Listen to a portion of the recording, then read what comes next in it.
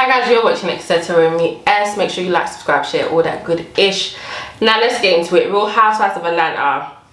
I'm sorry, but I'm not impressed. This is before I've even watched the episode, by the way. I'm sorry, but I don't know if it's the cast. I don't know if it's the drama. I don't know what it is. And it might even be COVID. Obviously, they couldn't film for as much as they wanted to. A lot of things were closed. They couldn't, I don't know, you can't travel. All these different things that has probably contributed to me just not really caring about the show that much anymore. And I don't think it's Nene, because I didn't really care for Nene, especially in the last couple of seasons. I just felt like her time had just gone. Now, of course, this year, I mean, a lot has happened this year.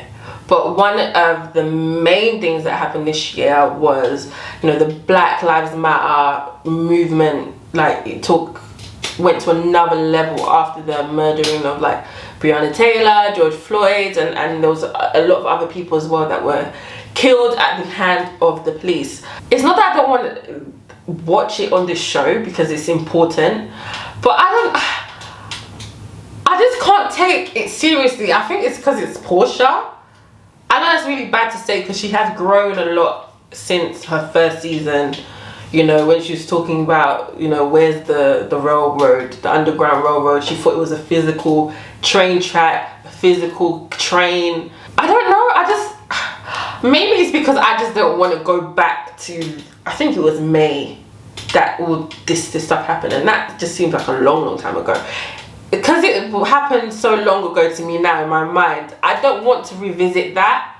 You know, obviously it's an important topic, but I just feel like, I don't know, I was watching it, but I was just like, okay, is this what's gonna be happening for the next couple episodes? Portia being a Black Lives Matter crusader. Let me just say though, going back to Portia, I am proud of her. I think she, as I said before, she has grown leaps and bounds from that small kind of ditzy, you know, naive young girl to now a grown, you know, a proper mature woman. She's a mother now, so obviously her priorities have changed and she's educated herself, and it's good that she's immersed herself into this. Do I want to see it? I don't know. Anyway, Kenya is still depressed about Mark. You need to leave him.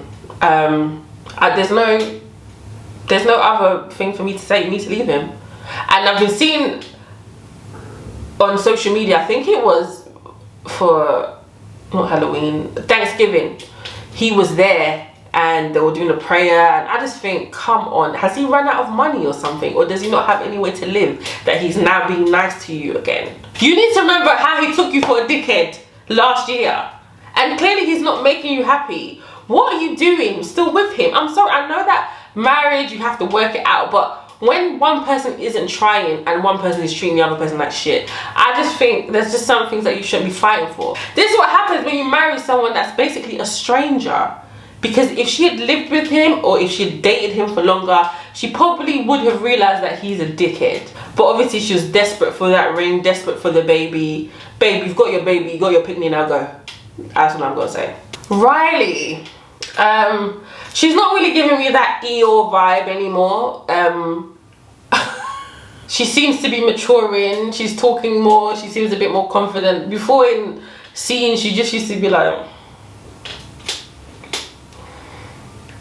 and it's just a girl. Anyway, I'm surprised that she's actually talking about her dad.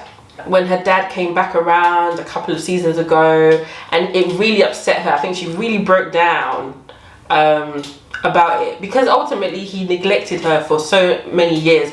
He wasn't paying Candy child support for her, you know, and it seems like she thinks that he should take responsibility for some of the financial burden that has been on her mum, which is the truth. I completely agree with that. Candy, is this your storyline because you don't have a storyline? I like Candy.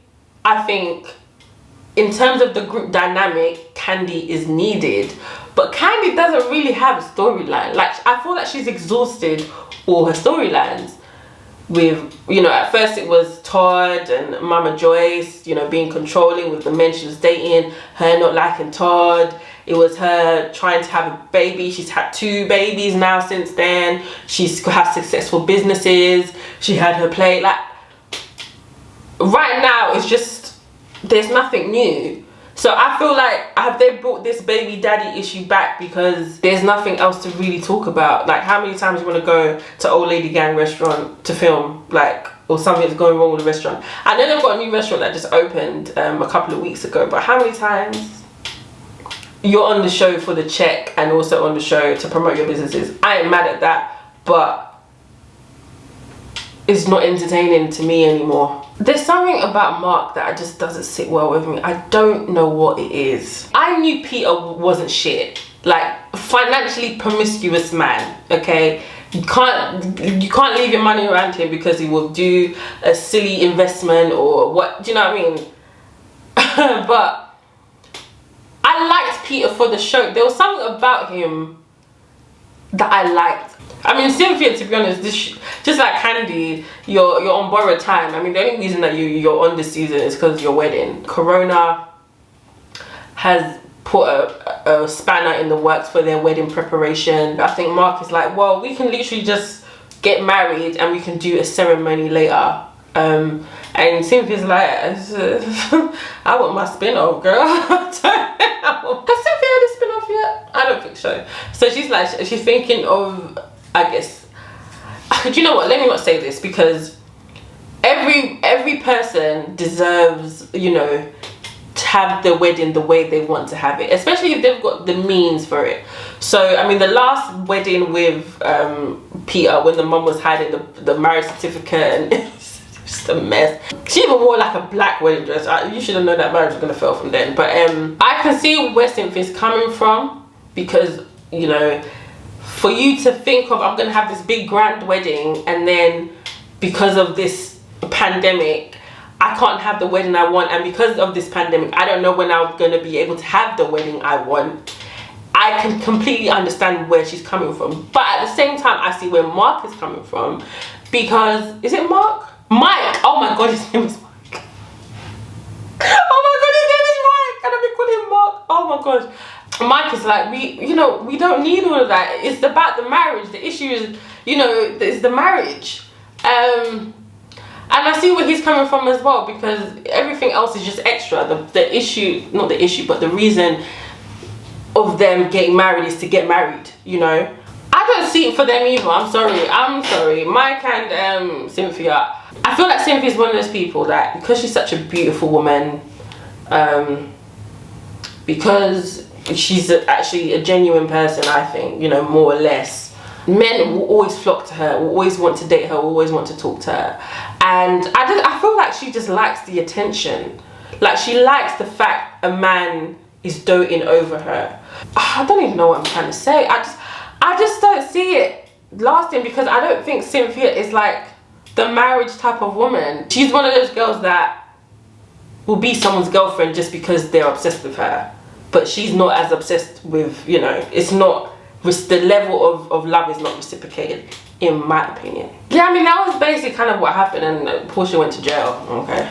But I've already discussed her freedom fighting earlier in the episode. I feel like it's going to be like a make or break season, that, you know, there's 2 new women coming in. I don't think they've introduced the other girl. Maybe they did, but I can't bother to watch the end of the episode. You know, Marlo is there. Marlo's always good fun.